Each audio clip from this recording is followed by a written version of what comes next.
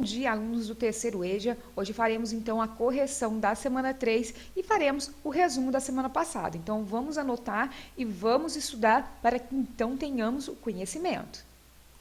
Começamos aqui então com um resumo, concordância verbal. Então nós vamos trabalhar o período simples. Nessa vertente nós vamos conceituar primeiramente o que é concordância verbal. Então nós temos aqui. É o conjunto de regras que rege a relação entre o sujeito e o verbo. Para que essa relação seja harmônica, o verbo precisa concordar com o sujeito, ou seja, em uma oração, quando o sujeito está no singular, o verbo deve ser flexionado da mesma forma. No plural, a mesma coisa deve acontecer. Mas vamos entender a partir de um exemplo? Então, nós temos aqui, o rapaz estudava com muito foco. No caso, primeiramente, nós achamos o verbo, né? E aí nós temos aqui o estudava. No caso, o estudava, quem é que estudava? Nesse caso, o rapaz. Então, o rapaz é o sujeito. Esse sujeito está no singular. Então, portanto, nós continuamos aqui o verbo no singular. No caso aqui, nós já temos o verbo estavam. Quem é que estavam? Os alunos. Então, nós vamos entender que o verbo está no plural porque o sujeito também está no plural. Então, essa parte é muito prática, né? Dá para nós entendermos o que é concordância verbal. Há outras regras também que vão aí ajudar você na escrita de uma dissertação.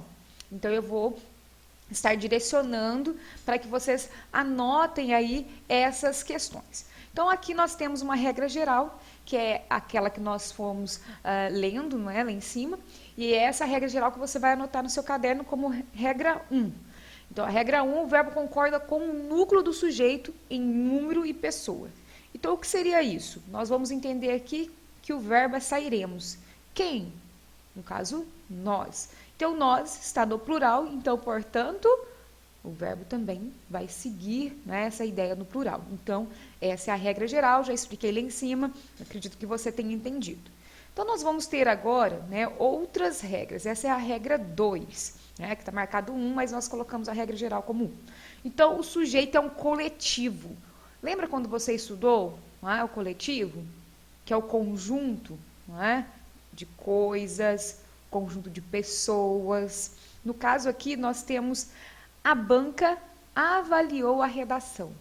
No caso, a banca, está representando várias pessoas, né? Seria os examinadores que estariam fazendo a leitura.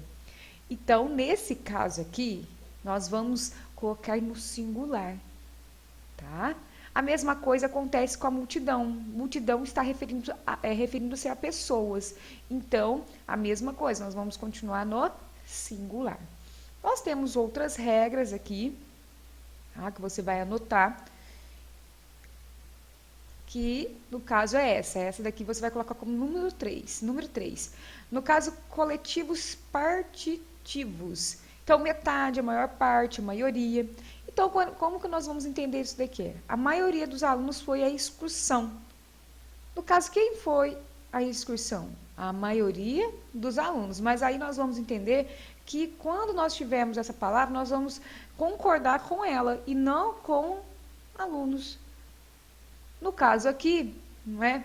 Ele pode ter também a possibilidade de concordar com alunos. Olha aqui. A maioria dos alunos foram à excursão. Então, quer dizer, aceita-se as duas vertentes, não é? Então, você vai anotar aí que é possível. Essa matéria aqui acaba caindo muito em concurso público. Então, por isso que eu estou frisando com vocês.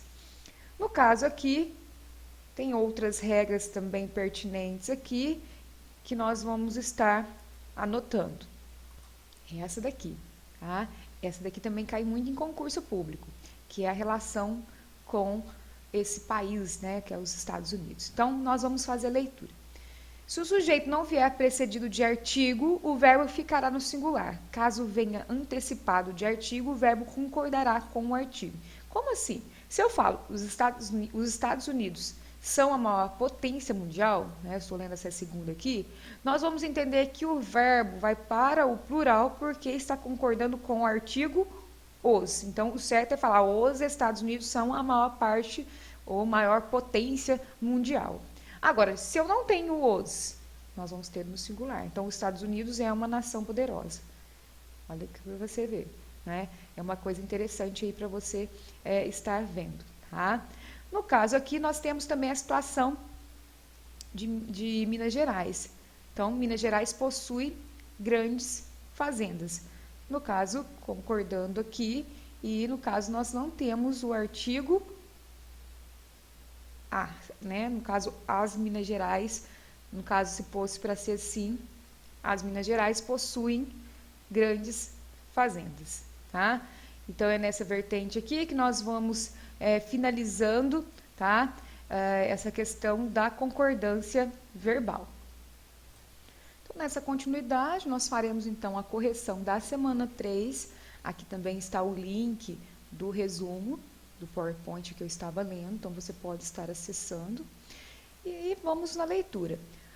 Qual o valor que a argumentação pode ter na condução da vida pública de uma comunidade, de uma cidade, de um estado ou de um país, bem como no cotidiano das pessoas, especialmente em situações que parecem difíceis? Então, eu coloquei aqui, você vai analisar a sua resposta, né? Dá para aceitar várias respostas aí, mas você vê se tem algo parecido com o que eu respondi. Então, o valor da argumentação no cotidiano das pessoas é de expor uma opinião, ter voz ativa em diferentes circunstâncias. Também de estabelecer um diálogo sobre assuntos diversos e de propor possíveis soluções. Na questão número 2, nós temos um texto, né? Então leia o texto abaixo, fala sobre a questão, né, do argumentar em situações difíceis. O que é uma situação difícil? Em geral, é uma situação que se caracteriza pela violência indesejada que carrega. Apesar de inúmeros progressos realizados com relação a essa questão, a violência continua enraizada no cerne de nossas vidas diárias. Diante de uma situação difícil, de uma violência que atravessa o nosso caminho, temos apenas 3 opções à nossa disposição: recorrer à violência, fugir, tomar a palavra, tentar argumentar a fim de defender nossas posições e, ao mesmo tempo, pacificar a situação.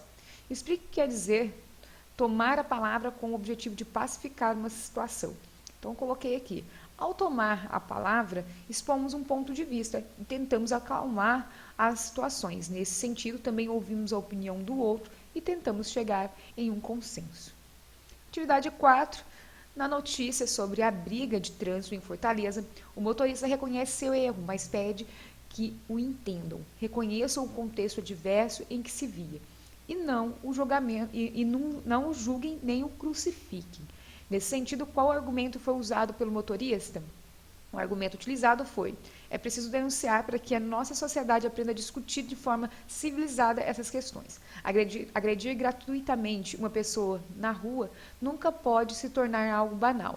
E existem aí questões mais profundas, como a agressão contra a mulher, que deve, sim, ser apontada e discutida. Agir de cabeça quente é muito complicado, mas só quem pode julgar é Deus e a justiça. Então, essa é a resposta da número 4.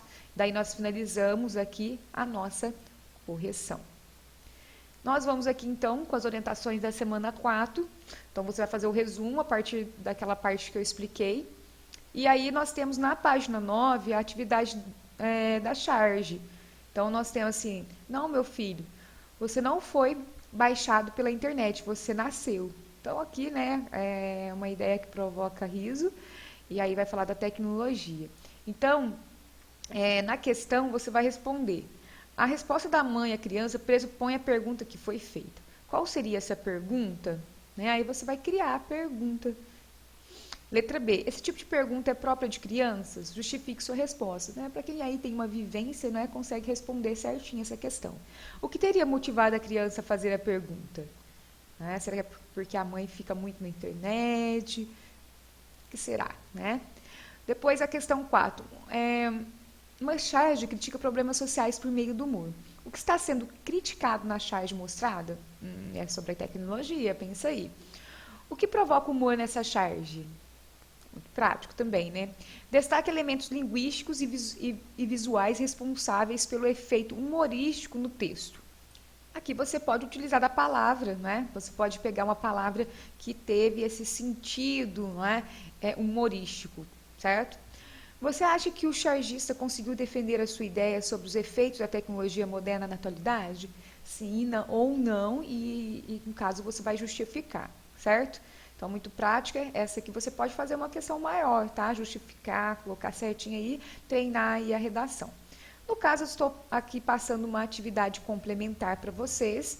Essa atividade complementar é um tema que veio sendo falado na semana passada sobre a questão do racismo.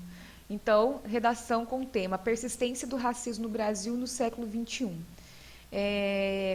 Eu achei um site aqui bem interessante para que vocês seguirem aí para fazer essa redação. Eu vou mostrar para vocês.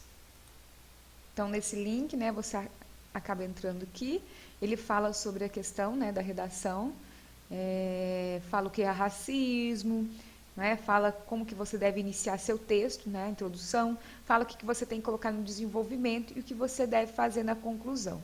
Então, é bem interessante, né, é uma atividade complementar, você tem a opção de fazer ou, se você está atarefado, né, não precisa. Então, nós finalizamos por aqui. Espero que tenha gostado da aula. Até a semana que vem.